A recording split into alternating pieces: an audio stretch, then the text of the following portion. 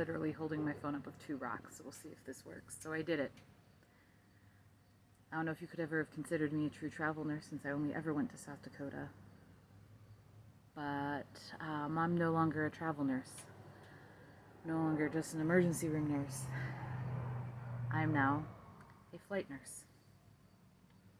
Don't have my CFRN yet, but that is in the works. I have a year to get it, so why rush when I can learn as much as possible before that. So I've completed 1 week of being on 24 hours.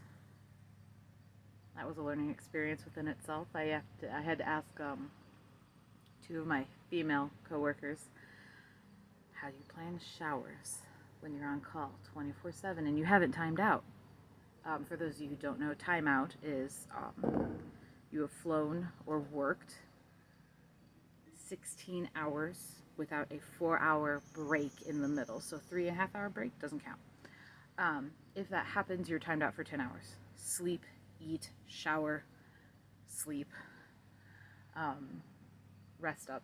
Now, there's no guarantee that at the end of the 10 hours that you're automatically on a flight where I'm going, most likely that will happen. So I'm going to the same place I was a travel nurse for, year and a half-ish. So that will be good. I'll see the same people, the same patient population, just in the air. So why flight nursing? Why would I go there? It's a step up. It's a huge step up. There's no doctor.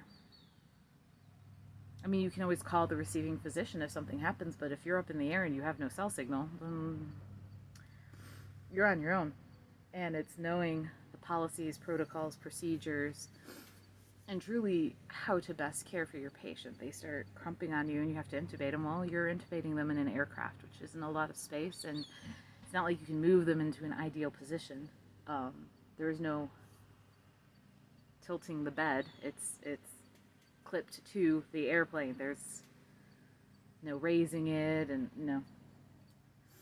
And then you have to know your vent settings, which as a nurse, I never really had to deal with much because we had respiratory therapy or CRNAs, someone else to do that. But now it's me and a paramedic. Well, until I pass my IS, it's going to be me and another nurse. But after that, it's going to be me and a medic. My medic's name is Travis. Looking forward to meeting him someday.